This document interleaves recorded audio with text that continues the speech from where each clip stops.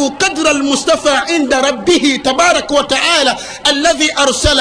ألا تعلم أن الله لم ينادي رسوله صلى الله عليه وسلم باسمه المجرد،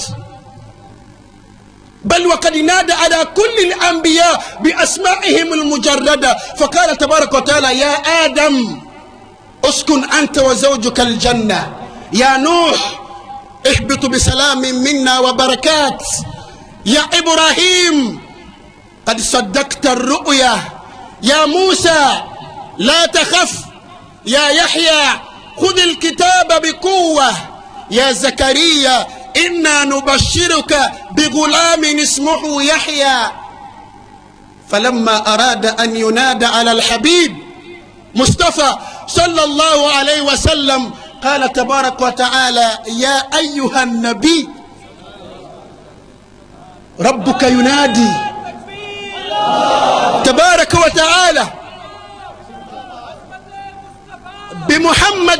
بمحبة رسول الله عند الله، لم ينادي رسوله باسمه محمد. والله في كل القرآن من الفاتحة إلى الناس: يا أيها النبي اتق الله ولا تطع الكافرين والمنافقين، يا أيها المزمل قم الليل إلا قليلا، يا أيها المدثر قم فأنذر.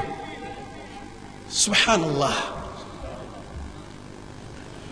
وما نادى رسول الله صلى الله عليه وسلم باسم محمد إلا بقرينة الرسالة والنبوة. فقال تبارك وتعالى: وما محمد إلا رسول. الله أكبر. وما محمد إلا رسول. سبحان الله. ما كان محمد أبا أحد من رجالكم ولكن رسول الله وختم النبيين. الرسالة والنبوة مع الاسم محمد صلى الله عليه وسلم، لمحبة الله لرسوله صلى الله عليه وسلم. قال تبارك وتعالى: محمد رسول الله والذين معه أشداء على الكفار رحماء بينهم. يتطاول الأقزام الكفار على المصطفى صلى الله عليه وسلم، على رسول الله صلى الله عليه وسلم.